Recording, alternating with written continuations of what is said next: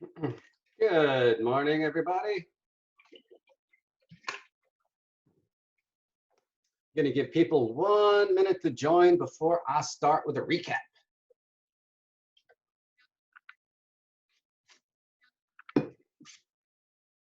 And do I have, just double check, bam.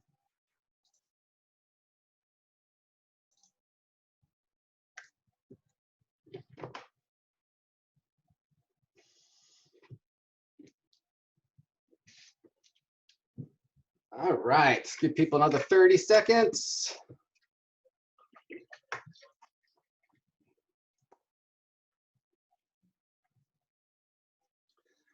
All right, let's start with a recap.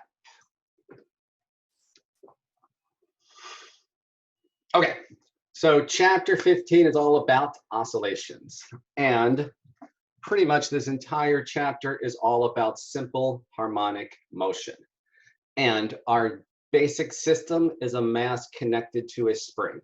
But again, the whole thing with simple harmonic motion is any kind people okay, any kind of system where the force is negative some constant times the displacement is going to undergo this kind of motion called simple harmonic motion. And from F equals ma, what we get is a differential equation for simple harmonic motion where the second derivative of position with respect to time is negative some constant times the position. And with function, do we know that when you take two derivatives, returns the original function times a constant that's negative? It's a sine or cosine function. And our general equation is position as a function of time equals a times cosine of omega t plus a phase angle. So one, again, let me just hold on for 1 second more. Why am I doing this? Stop this. We got run, pause recording, close caption, hide panel. Hold on 1 second. Let me stop this. Need to mute everybody. Mute participants. Mute all. Okay. Let me go back to this share again.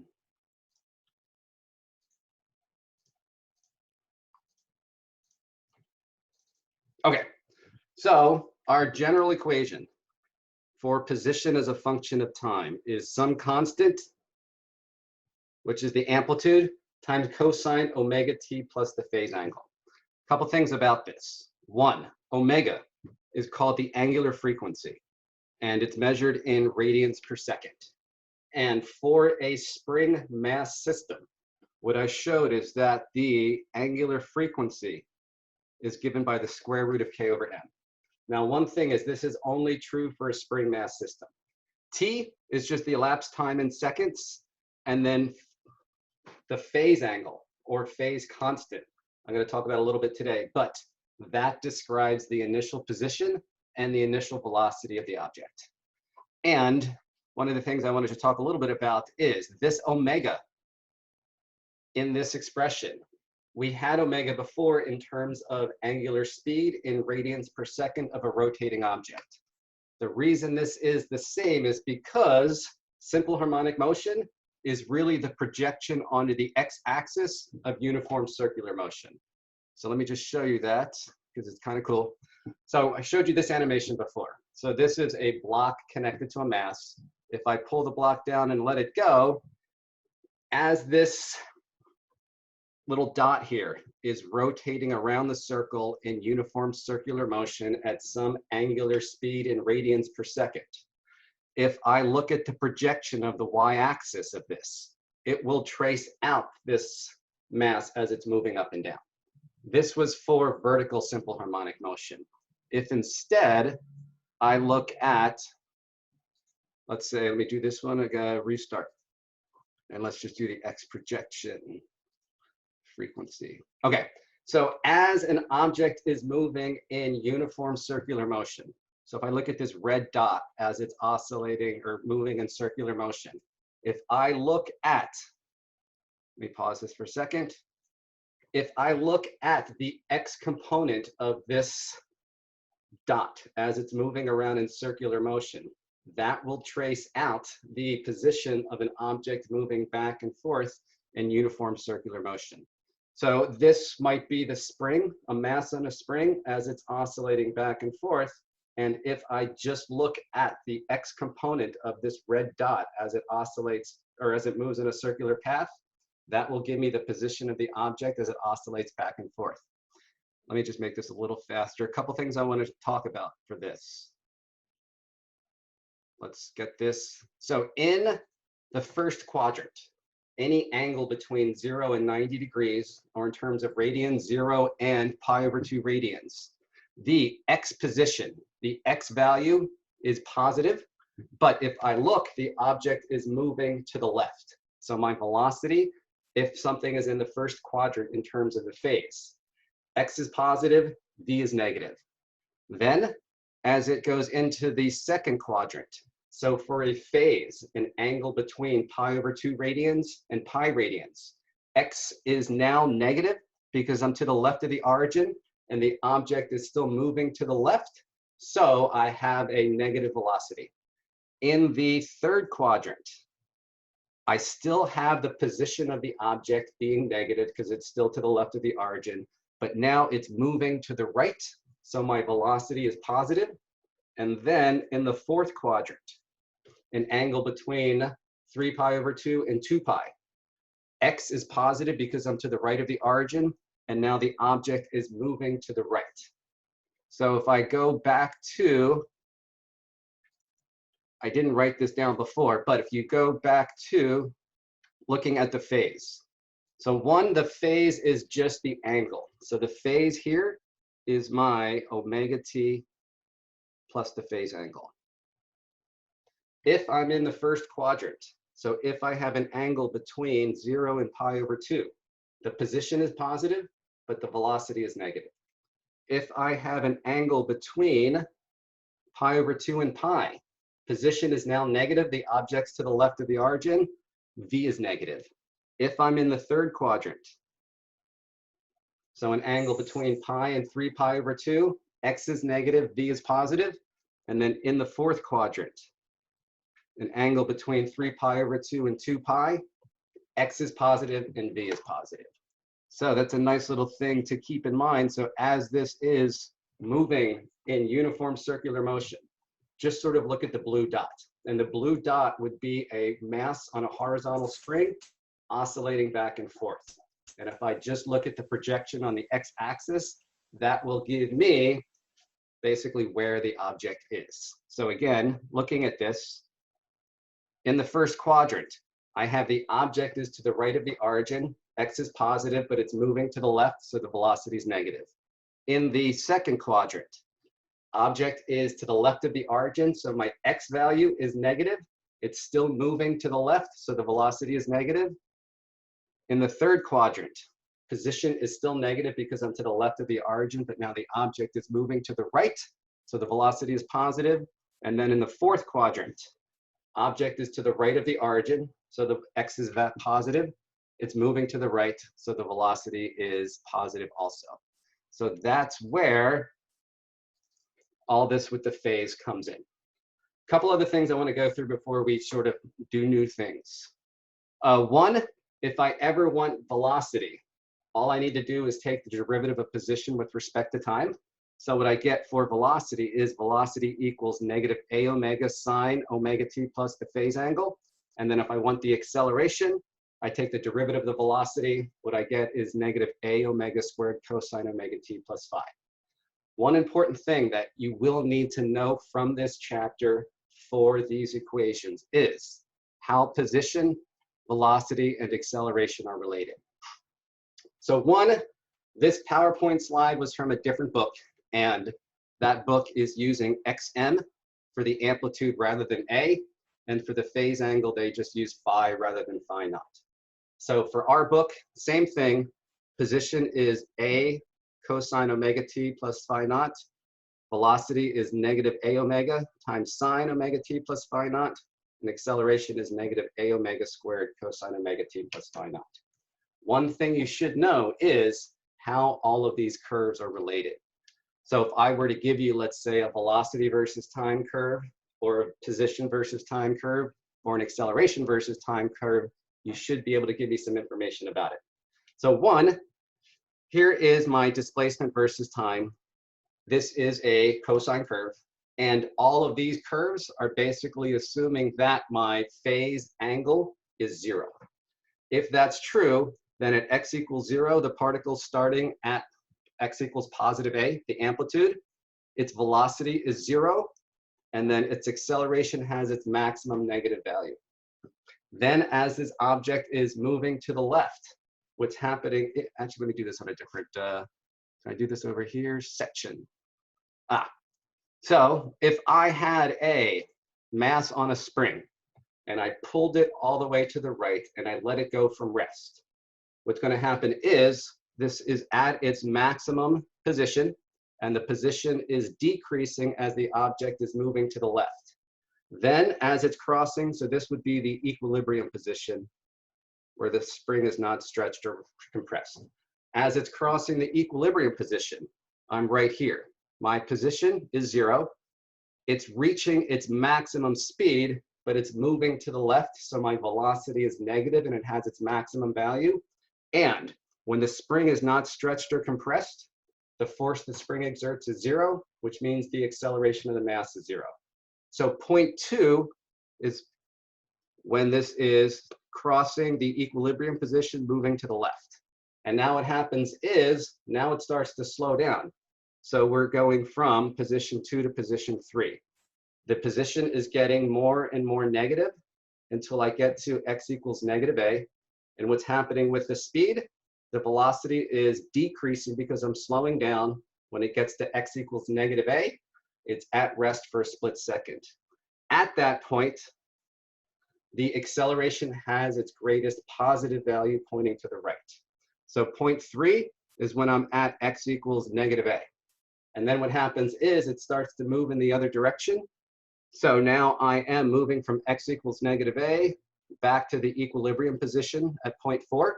As that's happening, the velocity is going from 0 to some maximum value.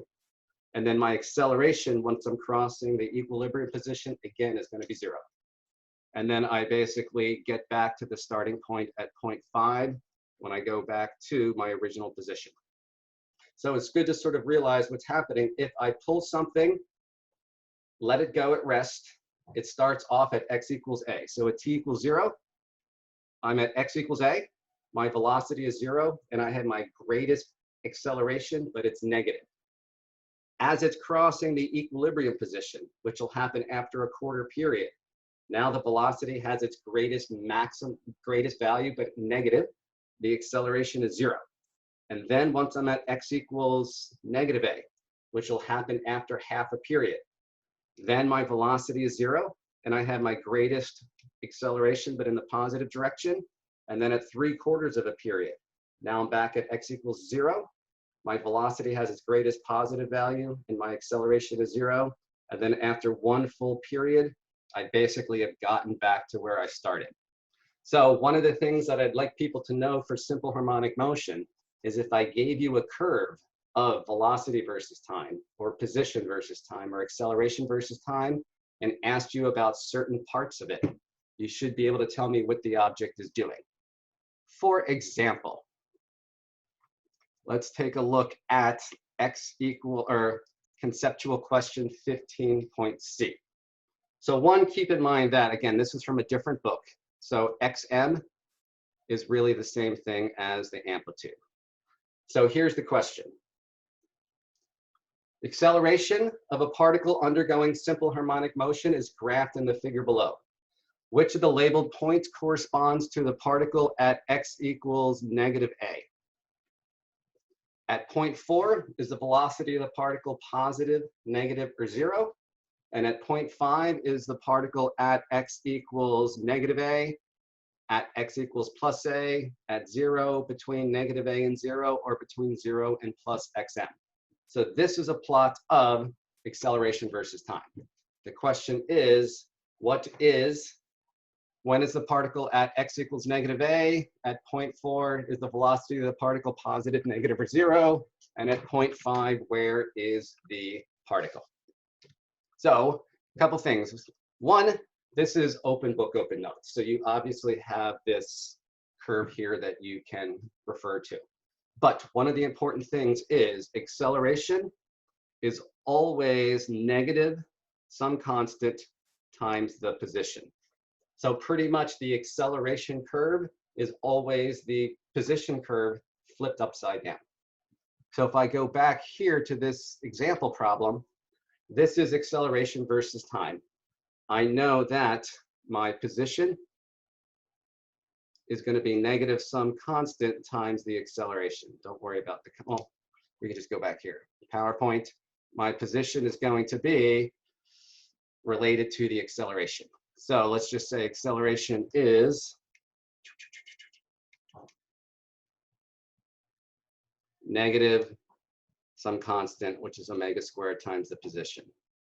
So here is when I have my maximum positive acceleration. So when is that going to happen? That's going to happen when I have my maximum positive position.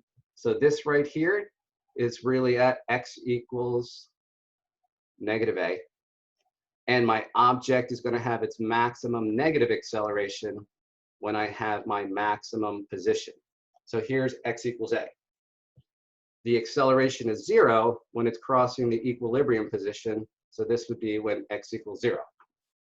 So the question is, which of these labeled points corresponds to a particle at negative the amplitude? Well, in this case, it's going to be 0.2.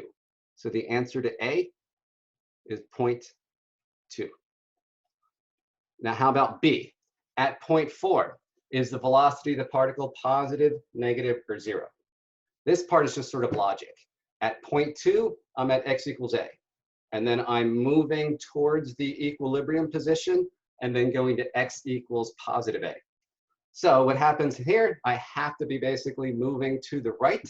So the answer to B is my velocity has to be positive. Right, if I start off at x equals negative a, move towards the origin to x equals a, I must be moving in the positive direction. And then for C, at 0.5 is the part, well, where's the particle? Well, you can kind of see at 0.4, I'm at x equals 0. At 0.6, I'm at x equals a. So I must be between x equals 0 and x equals a.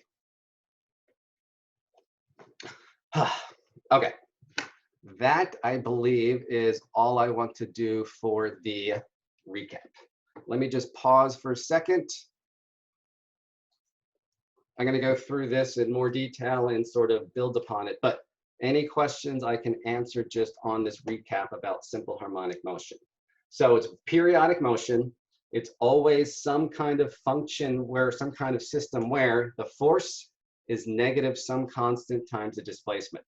So as the object gets farther from equilibrium, the force pulling it back towards the equilibrium position gets bigger and bigger and bigger. Anything undergoing this kind of force is always going to undergo simple harmonic motion. Position, velocity, and acceleration are all described by sine or cosine curves. Any questions before the recap goes off? Going once, going twice. Woo, recap off. New hat on. Okay, let's go back to some lecture notes. A couple things I wanted to talk about in terms of phase angle. Where did I share this? I had this somewhere. Oh, sorry, PowerPoint. Okay. So one, these plots all basically show a phase angle of 0. The thing about not having a phase angle, if I only had a function that was position as a function, oh, let me do this on a different spot. If I only had x as a function of t equals a cosine omega t without a phase angle, and my velocity was negative a omega sine omega t without a phase angle, then that would mean at t equals 0, I would always have x equals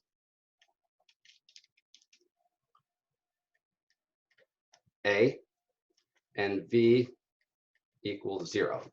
That's the only possibility if I do not have a phase angle. This phase angle, in essence, describes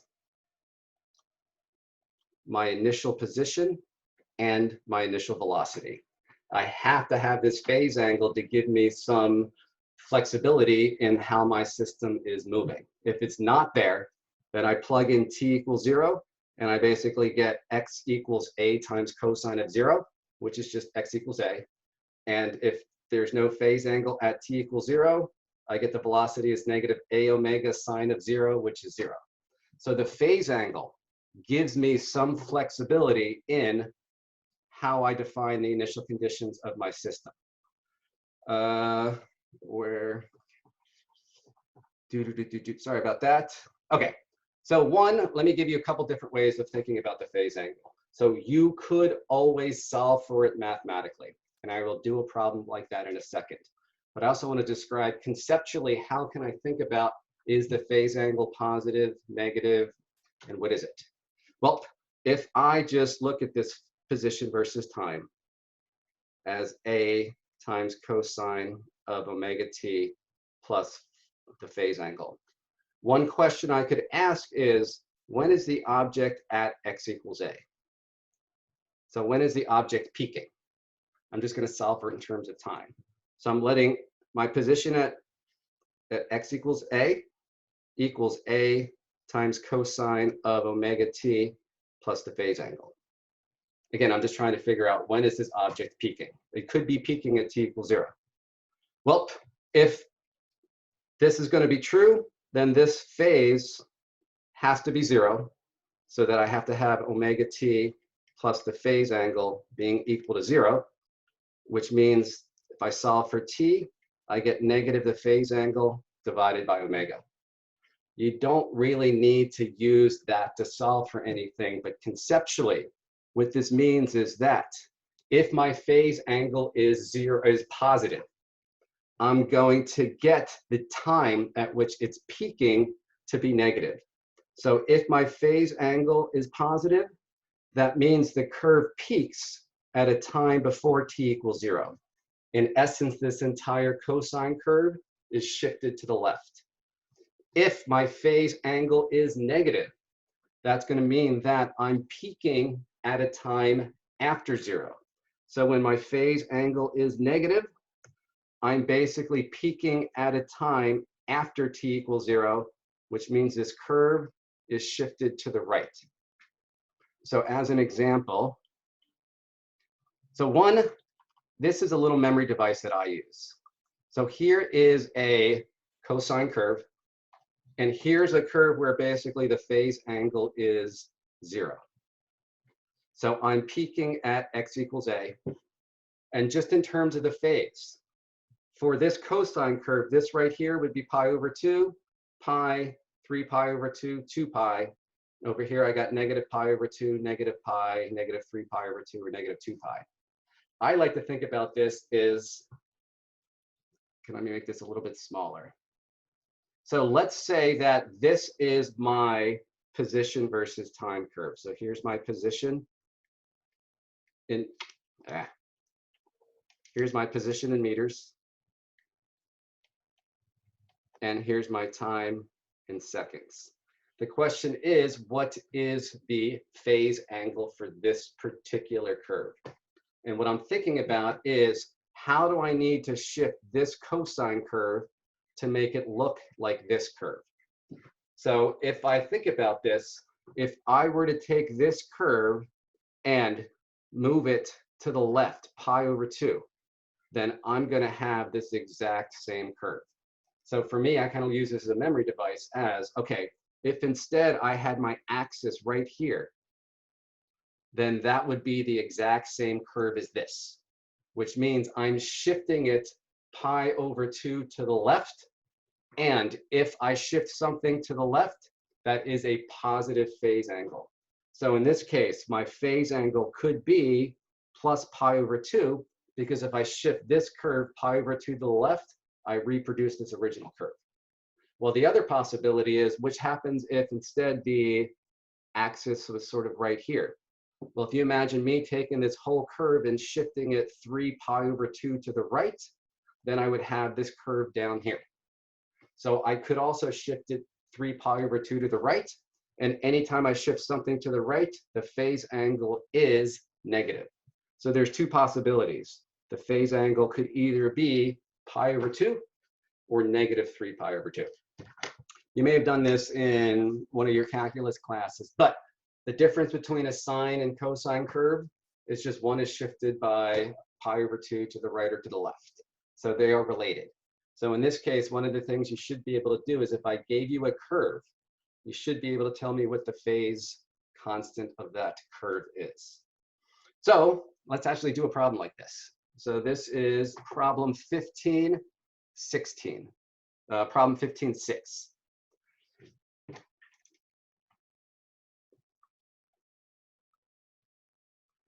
So for this problem, it says, what are the amplitude, the frequency, and the phase constant of the oscillations shown in the figure to the right?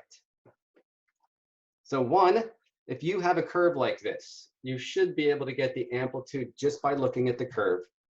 And if you have a plot of position versus time, you can get the period just from the curve. What is the frequency? Okay, so in this case, this object is going from x equals 10 meters to x equals negative 10 meters. So my amplitude is just going to be 10 centimeters. Frequency. Remember that frequency and period are inversely related to each other. Frequency is 1 over period. Period is 1 over frequency. So it's kind of a little bit hard to see here, but this is going to repeat itself after 4 seconds. So my period is 4 seconds. So my frequency is 1 over my period, which is 0.25 hertz. Now, how do you calculate the phase constant here? Well, what I know is that position as a function of time equals a cosine omega t plus the phase angle. And if I plug in t equals 0, then I get a cosine of the phase angle. So you can mathematically solve for the phase angle by looking at what is the position at t equals 0. Here, it's at negative 5 centimeters. So what I could say is negative 5 centimeters equals 10 centimeters times the cosine of the phase angle. Well, that means the cosine of the phase angle has to be equal to negative 1/2, or my phase angle is negative the cosine, negative the inverse cosine of 1/2. Well, you plug this into your calculator, and your calculator is going to give you an answer of 2 pi over 3. But one of the things that you need to keep in mind is cosine of theta and cosine of negative theta are the same. Cosine of pi over 2 is the same as cosine of negative pi over 2. So when you use your calculator to take the inverse cosine, you're always going to have two answers, plus or minus whatever the calculator gives you. So now you need to decide, is it pi over 2? I'm sorry, is it 2 pi over 3 or negative 2 pi over 3? Here's where this whole thinking about the phase, I think, comes in handy. Where I have something that has a negative position to begin with, and how do I know if the velocity should be positive or negative? Well, velocity is just the slope of position versus time. So at t equals 0, this has a positive slope, which means my velocity, let me do that, not right there. My velocity has to be greater than 0. So at t equals 0, I have my position is negative. My velocity is greater than 0. If I'm thinking about just uniform circular motion, in the first and second quadrant, the object is moving to the left, the velocity is negative. In the third and fourth quadrant, the object is moving to the right, the velocity is positive. So I want A, negative initial position, a positive initial velocity, which means my phase angle has to be negative 2 pi over 3. Booyah. Okay, let me pause for a second. Actually, no, let me move on to a different thing just so I don't get behind. Next thing I want to talk about is how do I relate angular frequency and period? Well, this is just a little bit of calculus.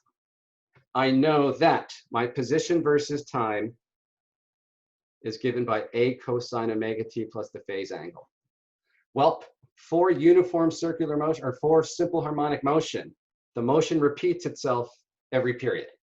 Meaning, once I go one more period, I'm at the exact same spot I started from. We can see that. Does this plot multiple periods? So yeah. So here's the object starting at x equals a. After one period, I've returned back to my initial position. So simple harmonic motion, when the one period has passed, I'm at the exact same spot I started from. Well, the cosine function repeats itself every 2 pi. Well, what that means is when my time has increased by one period, so I'm going from t to t plus a period, I have to be at the exact same spot as I was before, which means the cosine function has to increase by 2 pi. So if I'm just looking at this cosine function, that means when this t, the time is increased by one period, cosine function has to increase by 2 pi. So in essence, omega times the time plus a period has to be the same as omega t plus 2 pi. Right? I have to have the cosine function increasing by 2 pi whenever time increases by a period. If you solve for that, what you get is that omega times the period equals 2 pi, or omega equals 2 pi divided by the period. And since 1 over the period is the frequency, I get the exact same thing as that omega is the 2 pi times the frequency, or 2 pi over the period. Now, for a spring mass system, we found that omega has to be the square root of k over m. Let me just say that's specific to a spring mass system. I'll touch on pendulums very briefly, probably tomorrow, but omega for a pendulum depends upon two things and two things only: the length of the pendulum and the acceleration due to gravity. But anyway, if I let omega, which is the square root of k over m, and if that equals 2 pi times the frequency, then you can also get equations that give the frequency and the period of a mass oscillating back and forth on a horizontal spring. One thing I wish I could have shown you live is that these equations for the period and the frequency do not depend upon the amplitude, which is just super cool. That means if I have a spring mass system and I pull the mass a little bit and let it go, it's going to oscillate back and forth with a certain frequency. It's going to take a certain amount of time, the period. Well, if I pull that twice as far and let it go, the amount of time it takes to make one complete oscillation will be exactly the same. It has no dependence at all on the period, which is a freaking awesome concept. How can that be?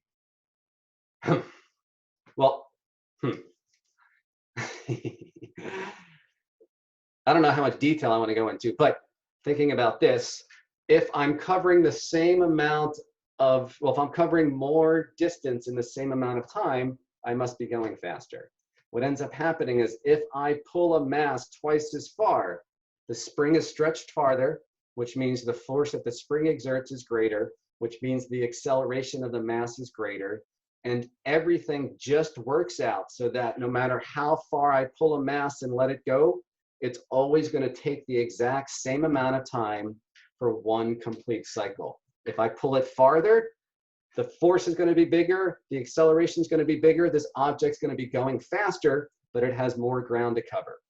really a very cool concept. And this is how a lot of timing is done, right? A lot of these digital watches we have basically have a quartz crystal, which is oscillating back and forth at a very regular period, very regular frequency.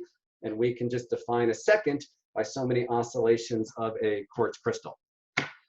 Whew. Okay, let me stop for a second and just open it up for questions on anything I've talked about so far. If not, I want to do a problem or two and a couple clicker questions. In the real world, do springs push and pull with the same force? Yes. And let me just say that everything that we are doing, and I should have mentioned this at the beginning, is dealing with an ideal spring. And an ideal spring is one that obeys Hooke's law over all displacements. In real life, if I just took, let's say, a spring from a ballpoint pen and I stretched it enough, it will no longer act like a spring. So an ideal spring is massless and obeys Hooke's law for all stretching and compressing. So in real life, no spring is an ideal spring. Springs obviously have mass. And if I pull a spring enough, I'll deform it. It's not going to act like a spring anymore. Okay, other questions? Great question. All right, let's go back and do an example problem. Let's see, 15C. Actually, no. The next thing I want to just talk about real quick is, now let's do problem 1511. Okay. And this is one other thing that you should know how to do from this chapter is, if I describe a system for you, you should be able to give me the function position, or give me a function of position versus time.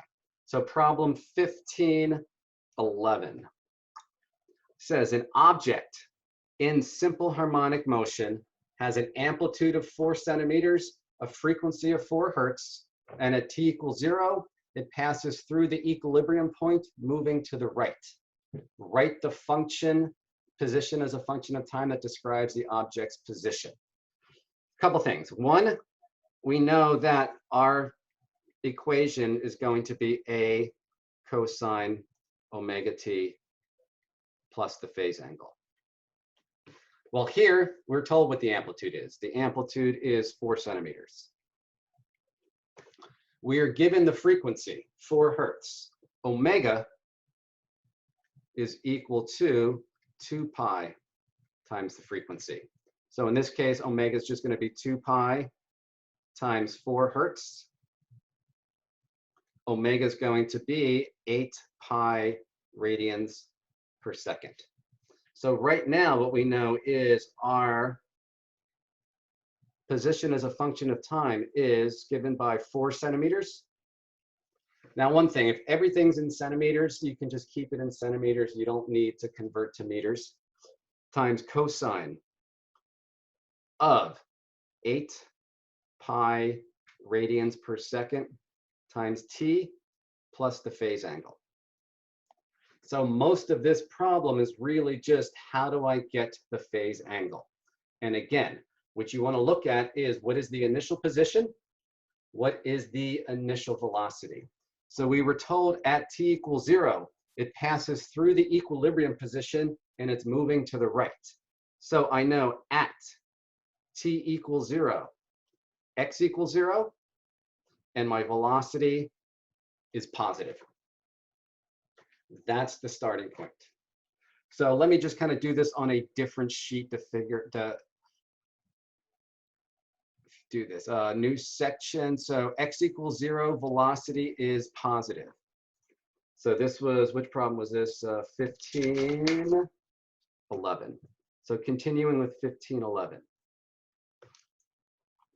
Let's make this a little bigger. I want my x to be 0 and my velocity to be greater than 0 at t equals 0. So again, if my equation is x equals a cosine omega t plus the phase angle, If I plug in t equals 0, that's just giving me my initial position. And what I get is x naught equals a times the cosine of the phase angle, right? Because if I plug in t equals 0, this whole term drops out. Well, we're told that it's crossing the equilibrium position. So I know I want 0 to be equal to a times the cosine of the phase angle, which means my phase angle has to be equal to plus or minus pi over 2. And I skipped a step. That's just getting from the cosine of the phase angle has to be 0. So my phase angle is the inverse cosine of 0. Again, you plug this into your calculator and it's going to give you pi over 2. But keep in mind that cosine of theta is the same thing as cosine of negative theta. So there's really two possibilities. So my two possible phase angles are plus or minus pi over 2. And now the second thing to think about is the velocity positive or negative at t equals 0? In this case, the velocity is positive, which means if I'm thinking about this uniform circular motion, when is the object moving to the right? When the phase is in the third quadrant or the fourth quadrant, which means my phase angle has to be, in this case, negative pi over 2 radians. That's the only one that's going to give me a positive velocity at t equals 0. So putting that all together, I don't know why it always starts over here. If I want to know what is the equation, I don't know quite where to write this, but this phase angle is negative pi over 2. So my final answer, I guess I could do this to the right. Here's my final answer if I were to describe this position as a function of time. It's my amplitude, which is 4 centimeters. And let me just write it here, times the cosine of omega, which is 8 pi radians per second, times t plus the phase angle, which in this case is negative pi over 2 radians. So this gives me my position as a function of time for this particular system, where the amplitude is 4 centimeters, the frequency is 4 hertz, and at t equals 0, it's passing through the equilibrium position, moving to the right. All right, let me stop that for a second. Just see what does question mean when it says the equilibrium point? Equilibrium point is always where the spring is not stretched, not compressed. That's at x equals 0. Okay, wow, I spent a lot more time on that. So quickly brainstorming, we pretty much realistically have 2 lectures left. I think I'm going to skip chapter 16. I'm going to look at this a little bit more. I do want to spend a little bit more time on simple harmonic motion because it comes up all the time. Chapter 16 is all about traveling waves. I feel confident that I can skip that without affecting anything that you're going to study in 4B and 4C. But interference, which is chapter 17, is huge for physics 4C. And so I definitely want to cover that. So just, I'm thinking out loud. But I'm going to spend a little bit more time on this chapter, just finish it up, and then probably spend one day on chapter 17 just covering interference. And I'll be specific about what's going to be on the quiz. Little reminder, Wednesday, your lab is due.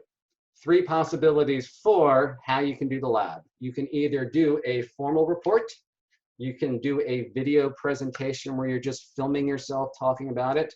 The preferred one is on Wednesday. I'm going to be in Zoom for about 2 or 3 hours. I'll post the times, the usual times plus maybe 1 more hour. Preferred one is to get on Zoom, do a 5 or 10 minute presentation. Presentations should somewhat follow the format of a formal report. Introduction, basically introduce what are you doing. Procedure, tell me how you did the experiment. Data, present your data. Data analysis, show me how you analyze the data. And then conclusion, how did your data correspond to any theoretical predictions, or what was the overall result of your experiment? Okay, what I want to do is just spend 5 minutes introducing energy and simple harmonic motion, and then I'll sort of go to office hours. All right, very last thing for today is energy in simple harmonic motion. Okay, so one, we're only thinking about simple harmonic motion in this chapter where I have a mass connected to a horizontal spring moving back and forth. If I had a mass on a vertical spring, I would also need to consider gravitational potential energy. But we are restricting ourselves to, in essence, horizontal simple harmonic motion. So this is going to be a mass connected to a spring, and the spring and mass are both on a horizontal frictionless surface. So there's no air resistance and no friction. I pull a mass a certain distance and I let it go, and it's just going to oscillate back and forth.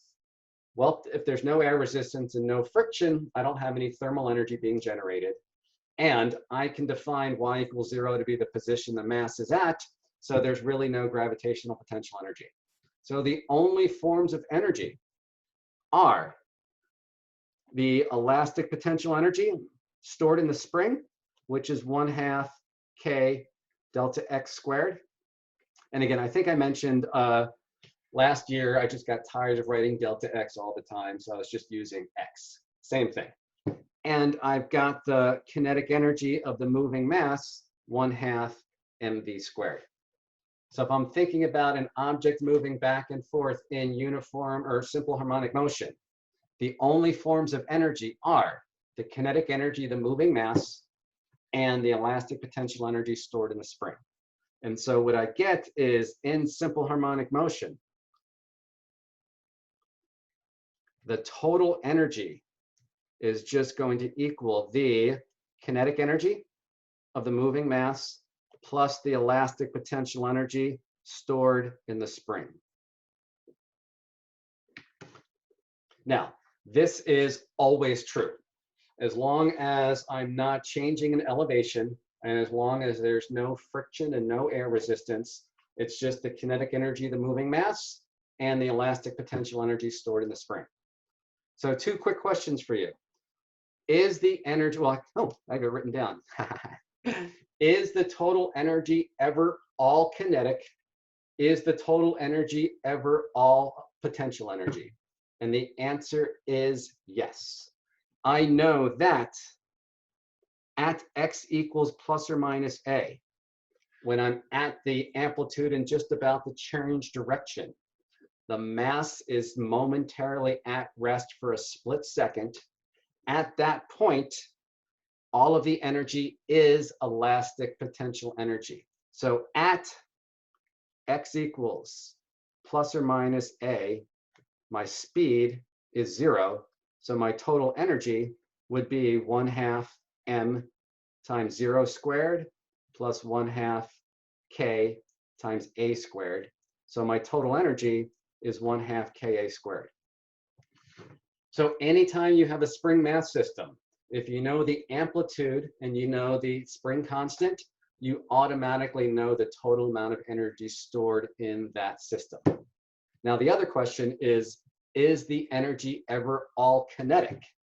Well, if the spring is not stretched or compressed at all, so delta x equals 0, then the energy is all kinetic.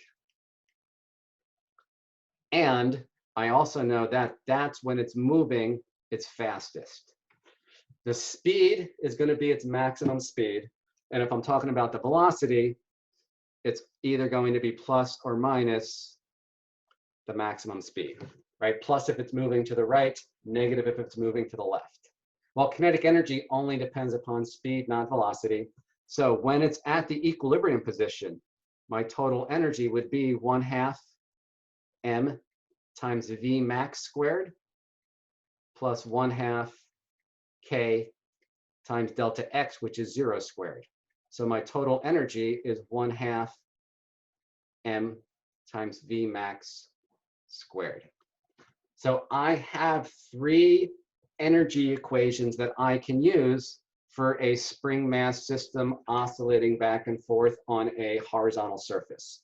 1, if I'm not at the endpoints or at the equilibrium position, then I'm going to have both kinetic energy and elastic potential energy. My total energy, 1/2 mv squared plus 1/2 k times delta x squared. If I'm at the equilibrium position, so at delta x equals 0 or x equals 0, all of the energy is kinetic because the spring is not stretched or compressed. At the endpoints, so at x equals plus or minus a, it is not moving at all because the mass is temporarily at rest for a split second. All of the energy is elastic potential energy. So at the endpoints, you know that all of the energy is elastic potential energy. I can say the energy is 1/2 Ka squared. At the equilibrium position, the spring is not stretched or compressed. All of the energy is kinetic energy. That's when it's moving its fastest. So 1/2 mv max squared. And in between, the object is moving, the spring is stretched or compressed. I have both forms of energy. Booyah. Okay. Other things from this chapter I'm going to cover. The last thing, oh, I do have a couple things to cover. Okay. So something you will definitely need in physics 4B, I want to talk a little bit about, is called the small angle approximation. So what's left from this chapter? I'm going to do a couple example problems. I'm going to do simple harmonic motion. I'm going to do small angle approximation and then pendulums. And then on Thursday, I'll probably just do one piece of chapter 17, and that is it. So let me just say that in order to have the exact same educational experience you would have had if we're live, you will need to sort of review chapter 16 and parts of chapter 17 on your own, but I'm not going to test you on anything that I'm not covering during the Zoom lectures, just to, make it a little bit more easy just at the end of the semester. Okay, we got about 20 minutes, so what I'm going to do is take out officer, take out, blah. It's Monday, isn't it? Taking out the lecture, bringing in office hours for 20 minutes. Any questions that you have on anything from chapter 15 or lab 10? I'll stick around for 20 minutes. So this week, just the lab and the quiz are due. Yes. So this week, lab 10 is due on Wednesday. Friday, was it Friday? I think it's Friday or Saturday. I don't remember what I said. Let's just pull this up. Physics 10, Friday. So yeah, Thursday, I will finish up chapter 17. The quiz on Friday will just be chapter 15 and a tiny bit of chapter 17. I'm not collecting the homework just because I'm not doing things in the exact same order. I'm not going as in depth. So some of the homework problems will still be applicable. I will probably do a quick little review or something like that, letting you know which ones are good to look at. But the quiz will be sort of like the earlier quizzes. All of the problems will be relatively straightforward, 1- or 2-step problems. Do we have a final? Yes, of course we have to have a final. Actually, we have to have a final. And I had 1 or 2 people email me about, do I have a final review? And the answer is I don't.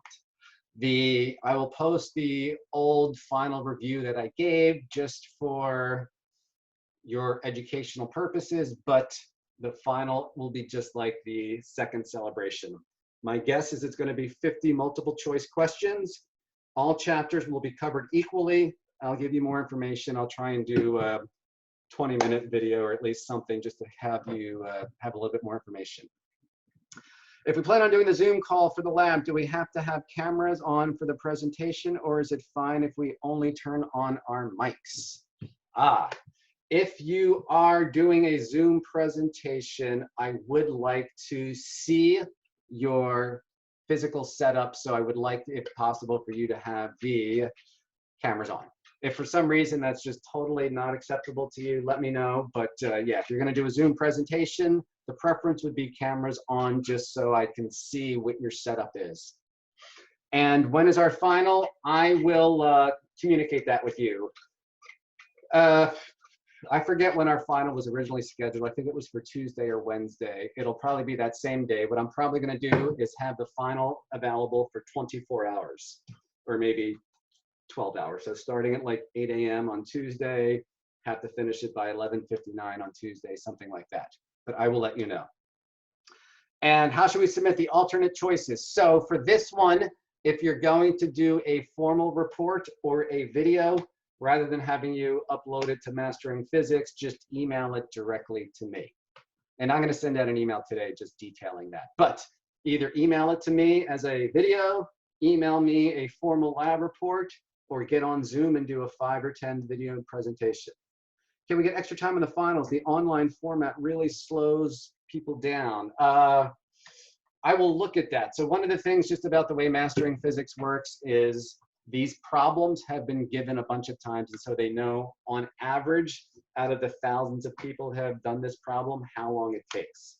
So I will make sure that the final estimated time is no more than, let's say, 90 minutes. I'll give you the full 3 hours, and I think I'm going to stick with 3 hours. And so I will keep it less questions if I need to, but let me think about that. Let me think about that a little bit more.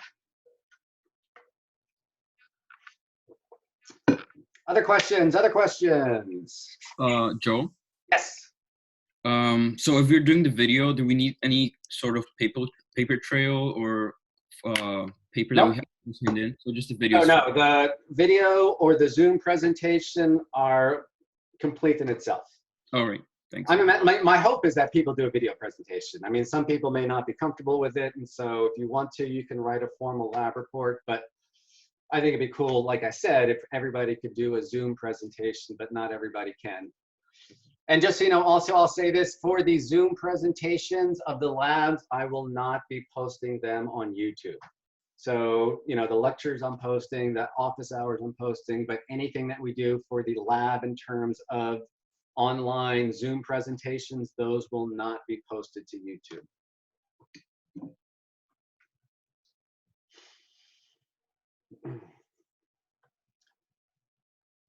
Raf, was that your question, or was that, do you have another question? No, that's it. Thank you. Okay. Marco, what's up?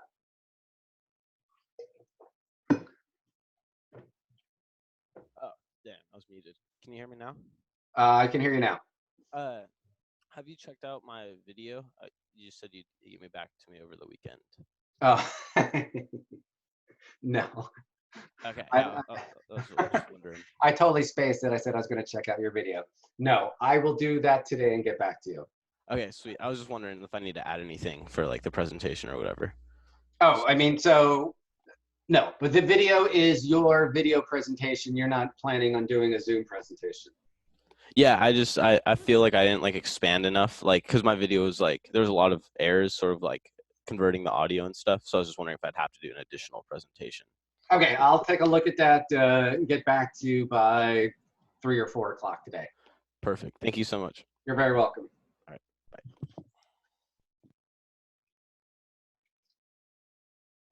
Any other questions I can answer? If there's no questions, I'll still stick around, but thank you everybody who joined live for the Zoom lecture. I'll post this lecture online in the next hour or two.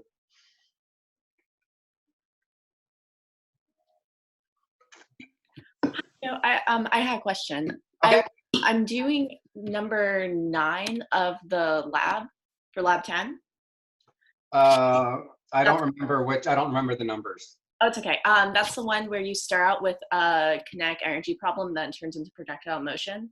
Oh yeah, okay. Rolling balls down a ramp, then off of a horizontal surface. Yeah. So I was just struggling with when it's going off the projectile, you have to do like kinematics and everything to get the distance it travels, but I'm not sure how I'm supposed to find the angle without having that distance. Oh, so what you want, let me share a whiteboard. Ideally, you want it to go off a horizontal surface. So my thought was you'd have some kind of ramp. It could be an inclined plane, could be a ramp. And then the end is it's going to transition into a horizontal surface. So like if I were to use conservation of energy, it's starting off with some initial height at rest. So what I would say is initially the energy is all gravitational potential energy. And then at the bottom here, it's moving with some speed. And what I'd use is, keep in mind that this is rolling. So I'd have a 1/2 mv squared, where this is the v of the center of mass, plus 1/2 I omega squared. So this, I'm assuming you're going to use a ball. And so I would probably model it as a solid ball. It may not be, completely solid. So you're going to end up using conservation of energy to solve for what V is. Then if you have a horizontal surface, then the cool thing is that the initial velocity in the y direction is 0, because I have basically it's only moving in the x direction. So ideally, you have this rolling off of a horizontal surface to do it, and then you know that V naught x is just going to be whatever the V is from conservation of energy, and then my V naught y is going to be 0. And we've done these kind of problems a bunch where you launch something horizontally and you figure out how far away it lands. Keep in mind, you're going to get the time in the air just from the vertical motion. And then once you know the time in the air, you can predict how far away it's going to land.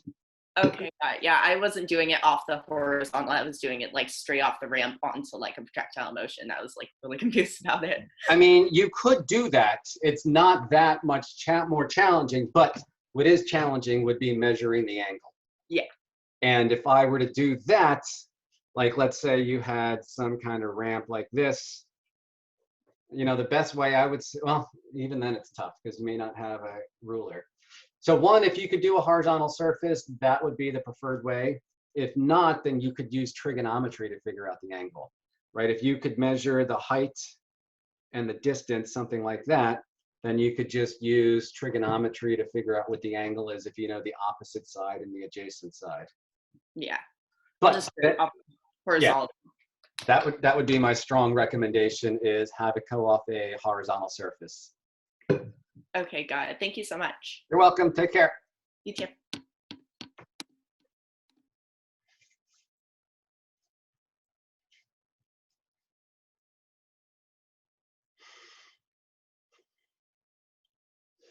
Uriel or Marco, do you guys have any additional questions?